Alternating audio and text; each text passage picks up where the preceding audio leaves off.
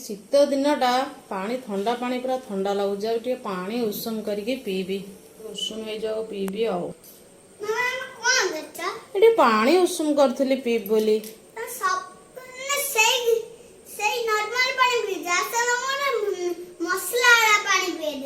सतरे मसला पानी बने दब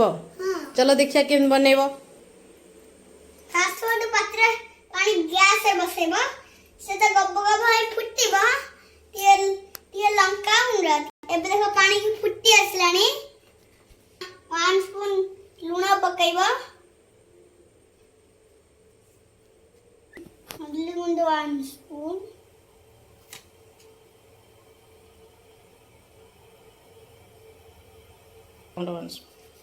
लंका गुंड 1 स्पून